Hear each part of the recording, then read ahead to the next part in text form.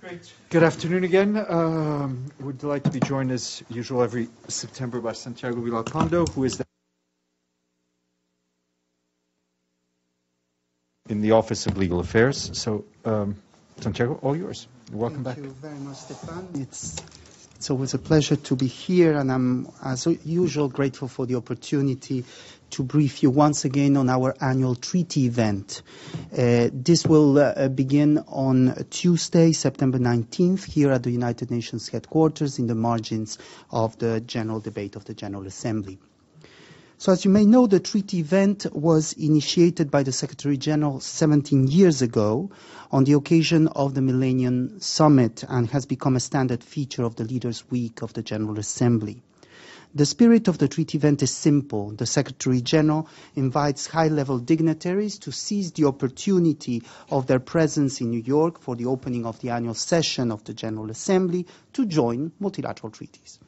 The treaty has been an undoubted success in promoting participation in the United Nations multilateral framework. Last year, we reached the landmark of 2,000 treaty actions achieved thanks to this initiative. The actual number is 2,046 by now. These actions, I should add, are remarkable not only in their number, but also in their significance. Major steps in multilateral cooperation have been achieved in the framework of the treaty event. Last year, a significant leap towards the entry into force of the Paris Agreement was achieved, for example, at a high-level ceremony that was held in the General Assembly Hall. We hope that this success will continue this year. Now, on the occasion of these briefings, I usually take the opportunity to draw your attention to the importance of multilateral treaties in the realization of the purposes of the Charter. Multilateral treaties are a key instrument for states members to maintain international peace and security, develop friendly relations, and achieve international cooperation. Throughout the history of the organization, hundreds of multilateral treaties have been adopted in all areas of international relations, from human rights, peaceful settlement of disputes, disarmament, or telecommunications, to trade, the protection of the environment, the fight against terrorism, or international criminal justice.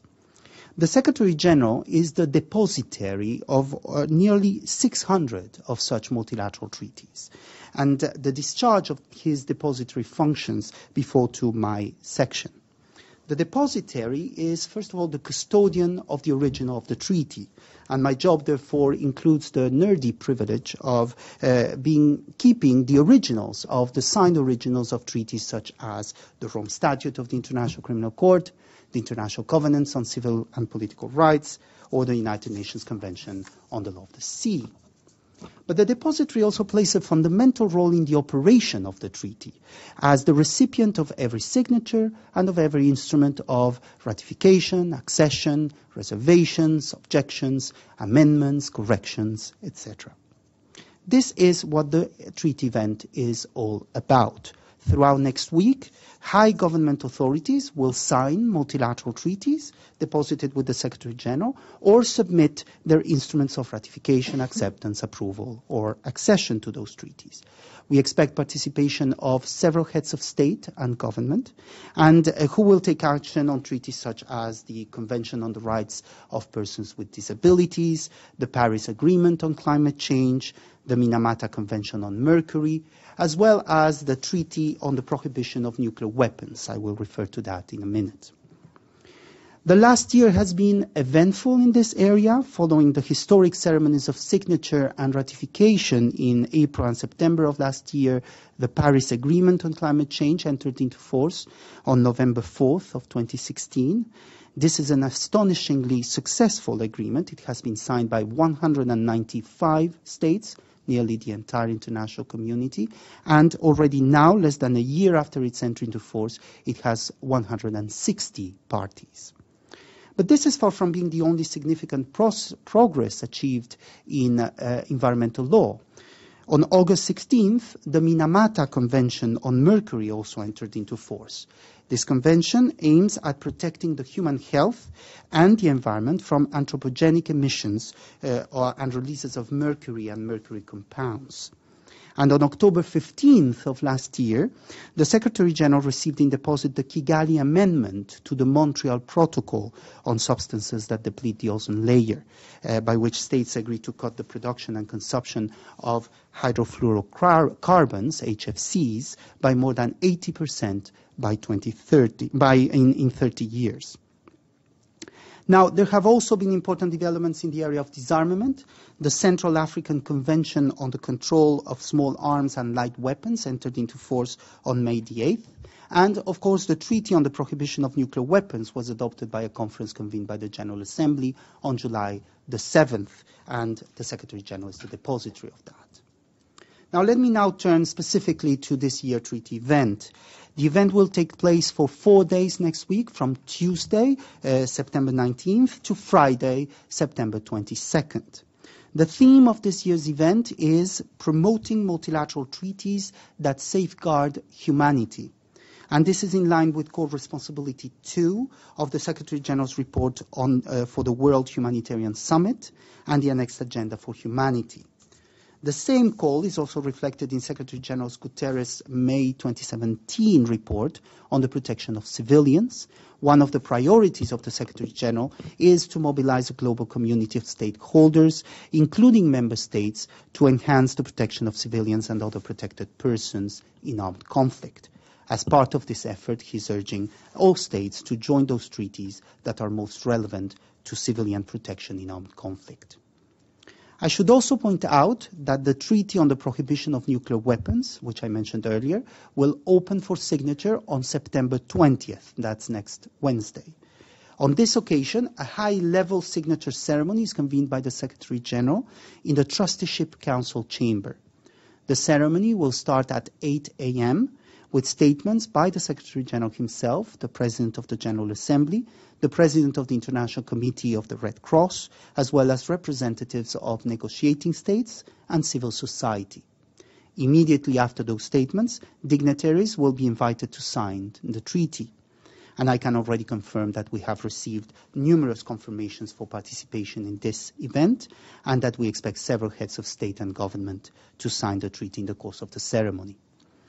Before concluding, let me say a few words about the logistics of the treaty event. The event will take place once again in its usual location at the General Assembly building in the Kuwaiti boat area. That's near the entrance of the building. The event consists of a series of short ceremonies in which dignitaries sign one or more treaties or deposit instruments of ratification, accession, etc.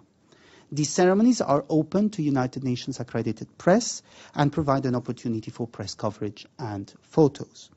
As I mentioned, many states have already confirmed their intention to take action during this year's event, and several of them will be represented at the highest level. For information about this year's event, I invite you to consult our website, treaties in plural, .un.org, which contains also information, comprehensive information on the status of all multilateral treaties deposited with the Secretary General, as well as activities of the treaties section. We encourage states to take part in this year's treaty event, as well as in all our future events. All governments intending to participate in the event are kindly requested to contact my section for any additional information they may require. Thank you very much for your attention, and I'm available, of course, to answer any questions you may have. Thank you, Santiago. Yes, Abdelhamid? Thank you, Abdelhamid Sayam from the Arabic Daily. First, I want to ask you about the status of the state observer state of Palestine. Will it be taking part in the ceremony on Wednesday? And the second, the state of Palestine tried to join the World Tourism Organization. And as far as I know, you may correct me, that it was not accepted or denied or blocked or something happened. If you are aware of the situation, so please explain it to me. Thank you. Yeah, go ahead. All right. With regard to the first question about the State of Palestine's participation to the ceremony, I we don't have yet received any confirmation of that, but you should know that our list is the list of all states that have fulfilled all the legal requirements for this. This is a list that is continuing to increase in these days. With regard to the United Nations World Trade Organization, I don't have tourism organization. I don't have any specific information about that. I saw some press reports. It's a specialized agency, so it's up to them to decide on their membership. Yes.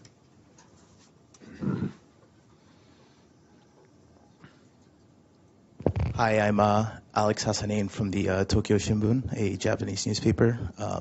Regarding the nuclear weapons ban treaty signing event, I wanted to know how many member states have confirmed they will sign the treaty that morning, and has it been decided who will sign first? And since member states won't be making remarks during the event, do you expect there will be a stakeout or anything at that evening? All right, so about how many states have confirmed? At this stage, I have 38 states having confirmed participation in the ceremony, plus another number of states that are signing the treaty but not at the joint ceremony, maybe even including in the course of the same day. But as I mentioned before, this list is increasing daily. It's increasing right now. We continue to receive calls, intentions, etc. And my list only confirms those that have confirmed name, title of the dignitary and provided all the legal documentation. So this may increase later on. About who would sign first, we will follow a protocol order, heads of state first, heads of government, ministers for foreign affairs, and then other authorities. So it's on a strictly protocol order. About the other element, I'm not aware of. You can check with Malu on that. Oleg? Yes, a quick follow-up. I'm Oleg Zelenin with TASS News Agency. How many heads of states do you expect at the signing event on Wednesday? And could you name at least some of them? For the joint ceremony, I have at this stage around 8. There's a few others that will be coming later on in the day and the day after. The precise names will depend, of course, on the agendas of heads of state. With heads of state, it may happen that they change, but I have countries such as Brazil, Chile, Madagascar, Palau, South Africa, among others. Yep. You just have to press it on. There's a button on the microphone. On the Paris Agreement, what is the status of the United States of America? Are they still on the treaty, or did they withdraw? And if so, what's the formal procedure for a member state to withdraw from that agreement?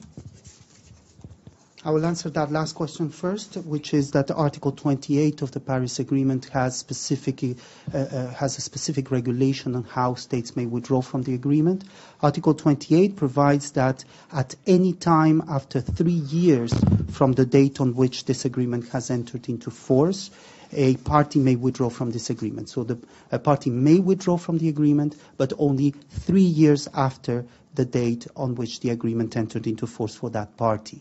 The Paris Agreement, as you may know, entered into force on November 4th, 2016, for those states who had ratified it or accepted it at the time. That included the United States.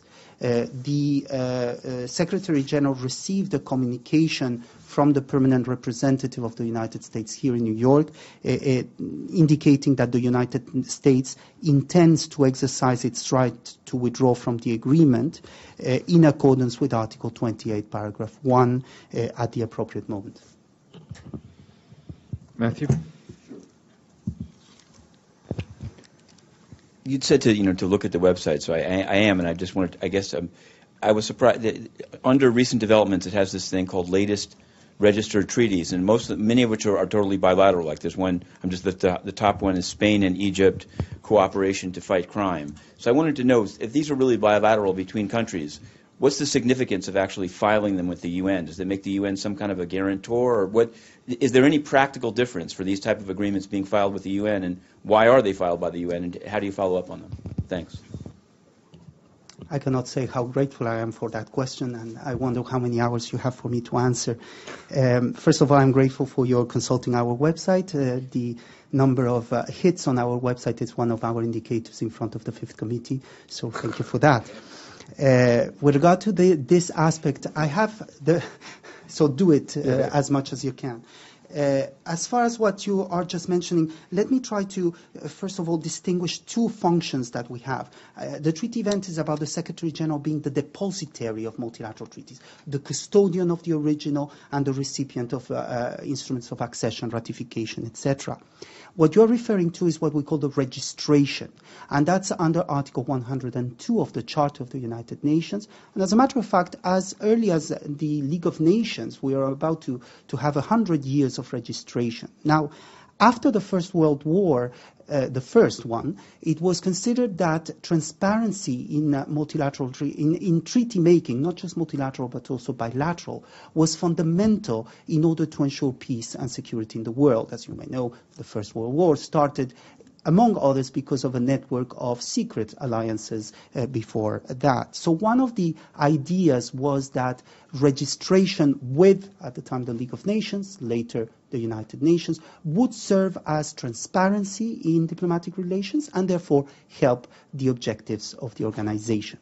That's the reason why states have the obligation under Article 102, it's not an option, it's an obligation to register treaties with the United Nations. And we have the obligation to register them and also to publish them in something called the United Nations Treaty Series. So the website does that. We receive, I have to say, around 100 to 150 treaties per month on registration. So there's a lot of treaty-making activity, and that's the rationale for this part of our work.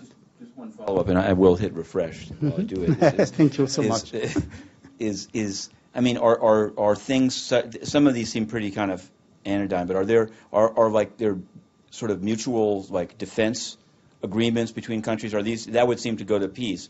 Are these, in your experience, being filed, or are they more sort of I don't want to say these are just formalities, but are things having to do with military cooperation filed with the UN? Yes, I mean, these are to be registered with the United Nations, and that happens.